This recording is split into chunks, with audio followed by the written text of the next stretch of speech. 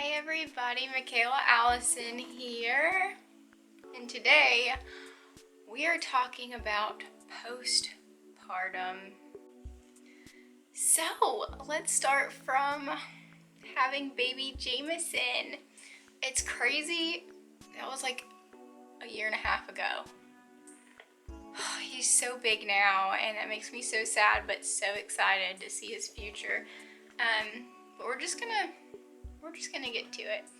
So in the beginning, I literally pushed him out. The second I pushed him out, I am thinking like I'm gonna hold this baby for the first time and like that's gonna be it. I'm gonna be super in love with this little human that I created.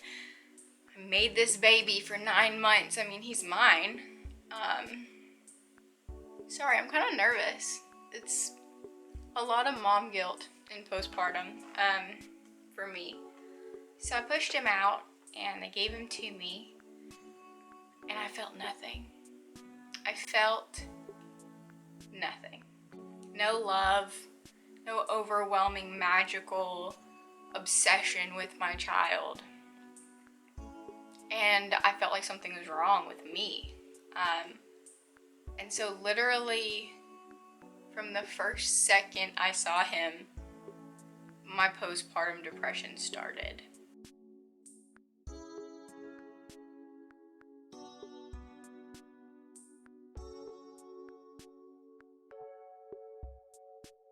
Which is crazy because if you know me, I'm a very bubbly person and I'm very outgoing and I pretty much always have a smile on my face. Yeah, that's not something you want to feel as a mom, and I've almost always taken care of kids and I was a nanny before, and so I knew that I was going to be in love with my son, and he came out and I felt nothing. It was so awkward. I wanted to be that like mom that like cried when her baby came out, and my husband cried. Tyler literally cried when he came out, and I was just stone cold. So that's where it all began. In the hospital, the nurses will check on him and on you. And before having him, I told Tyler, like, no one is to like pull him out of the room without one of us being there. Like, I will constantly be on, like, knowing where he is. And when it came to it and the nurses asked if they could go check him and all that, I was like, yeah, that's fine, go for it. When I tell you I had no connection, like, you guys, this was not my kid. Like, I didn't feel anything. And that breaks my heart to say, but I'm saying it because I know that there are girls out there that feel terrible, and I know I'm not the only one. So yeah, that's how my journey started. I'd stare at him and I literally cried the next morning. He was probably like less than 24 hours old, and I felt so bad. And I mean, people would ask you and you'd fake it, and I'd be like, oh, I'm so in love. Like, he's everything I could dream of. I'm just obsessed. But that wasn't true. It wasn't true at all.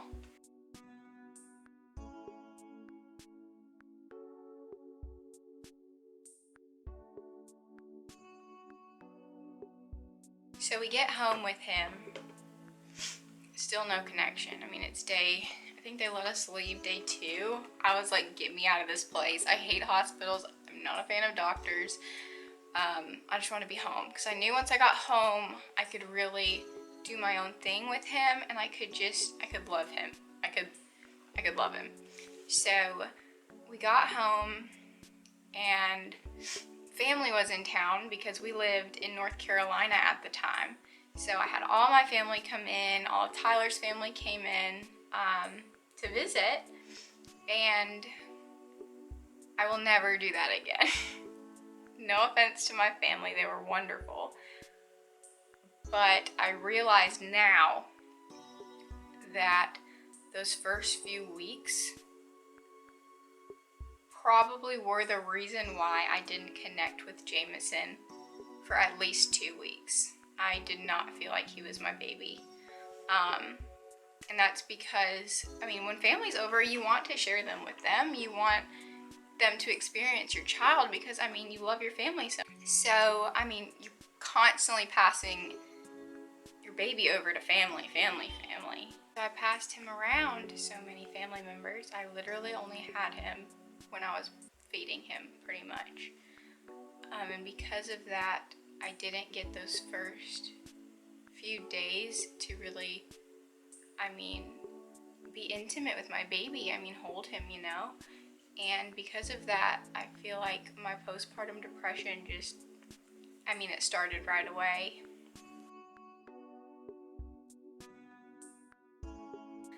Once Jameson was 2 months old, he fell off the bed. He did. I hear everybody does it. I hear it's pretty normal. But my baby was 2 months old. He rolled off the bed when I was trying to get him a play mat to do tummy time. He rolled off the bed, and I don't think everybody knows this, but in North Carolina, in the military towns, there's a lot of child abuse, and there's just a lot of stuff that goes on to those poor babies because of just PTSD and all that stuff, and people don't know that. So because of this, they have rules in place that any child under the age of 2 that is brought into the hospital must be reported to DFACS. Just reported, just let them know the case. So that happened to us, not because I did anything, but just because I went straight to the hospital. I wanted to make sure he was okay. So because of all that, it was a huge ordeal, you guys. People couldn't believe that I had a case in DFACS, because if you know me, I'm obsessed with little babies. So yeah, so that went on for a month, and I had to be monitored 24/7 with my 2-month-old baby because he fell off the bed. I wasn't watching him like I should have been for like 10 seconds. So that played a part into my postpartum depression as well. I felt awful. I literally felt like the worst mom ever. And it's just, there is no feeling like somebody questioning you on if you hurt your child intentionally. It still makes me want to cry. It's just awful. And I know people do that, and that's so bad. But yeah, I was questioned about my morals and about my parenting, and at 2 months, where I'm still trying to just balance everything. So I had to be monitored 24/7 by somebody with my child.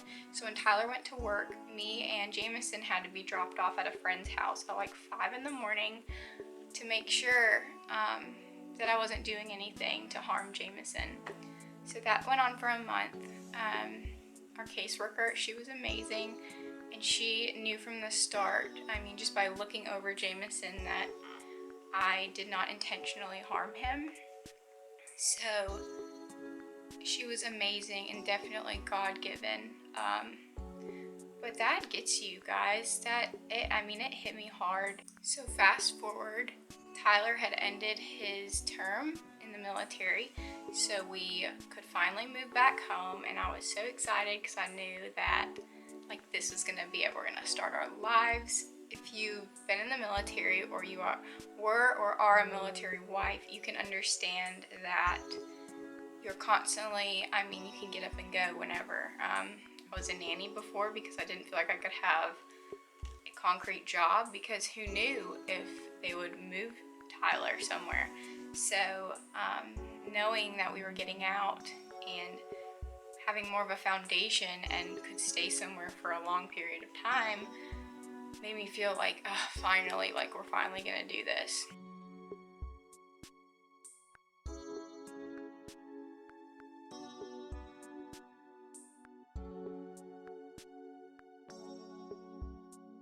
We moved into a family member's house, which was amazing. We loved them dearly. But this was an hour away from where we wanted to live.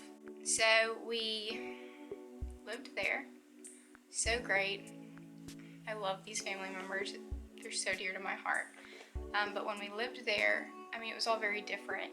We lived in the basement, so it was very dark, just naturally dark, because there weren't any windows down there. So I wasn't getting the sunlight I needed to boost, I don't know, what's it called? The happy that you feel. I didn't get my sunlight, so that put me in depression even more. All that to say that I'm a firm believer that in my situation of postpartum depression, it was because it was situational. Things happened that caused it. I'm not one that just had postpartum blues, like baby blues. That wasn't me. It was definitely situational. Everything added up, making me feel like a terrible mom. So I really just pushed after God. And it sounds so cliche, but God has always been my foundation. He's always been the one thing that's never changed in my life. I've always gone to church. And I was always that kid that like pushed people to go to church. Like, let's go to church. I love Jesus. I would go to sleep with my Bible as a kid. I still wish I could be that person. I have ways to get back there, but I've always clung to God. It hasn't ever been an issue for me, which I'm so lucky to say. But going through this depression, I knew God would get me through this, but it wasn't something I could be lazy about. I knew I had to take steps, and I had to push myself to go outside every day. I had to push myself to wake up and listen to worship music nonstop, read my Bible, read Psalms, just embrace the uplifting scriptures to tell myself that, you can get out of this. Like, this isn't going to be forever. And I knew that when I was depressed, it would go off on Jameson. Babies feed off of I hate the word vibe, but just the feeling of the room. I just faked it till I could make it. But that's what it was, just pressing after God and praying nightly that I could get through it. So 8 months later, I'm about to get a little personal. 8 months later, still going through postpartum depression, and this is so awkward to talk about because I know how many people are going to be watching this, but you know what, whatever. So, how do I say this?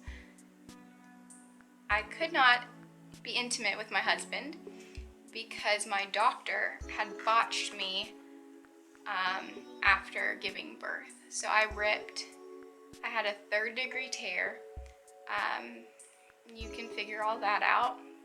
Very large tear. And I had some internal tearing. So she had to sew me up. And I remember her telling me at the end, and I'm just going to do one to look pretty. And that's the one that caused me so much trouble. She sewed me too tight, and because of it, I couldn't be intimate for 8 months after having Jameson because it was just too painful. It was excruciating, and I felt so bad for Tyler. That added on to my depression. I just felt so bad, and so that happened to me too. I got botched. It took a long time to get past that. Wow, I kind of think I covered everything. Postpartum is serious. Postpartum depression is real. No matter what a happy-go-lucky person you are, it can happen to you. You're not a terrible mama for not falling in love with your child right away. I'm here to tell you, because that boy in there is the love of my life. And I didn't love him right away, but you know what? I do now. He'll make you love that person. I promise. You just have to think of it as you don't know that baby yet. So if you don't have an ultimate connection with them yet, don't freak out. Take it one day at a time. You will learn to love them. I promise. I hope you enjoyed this video. I hope it helped you maybe just relate to what I went through. If you went through it too, let me know. I'd love to connect with you. Make sure you like this video if you liked it. Subscribe if you want to see more content. And I just hope the Lord blesses and keeps you, makes his face shine upon you and be gracious unto you. May he lift up his countenance upon you and give you guys peace. Bye.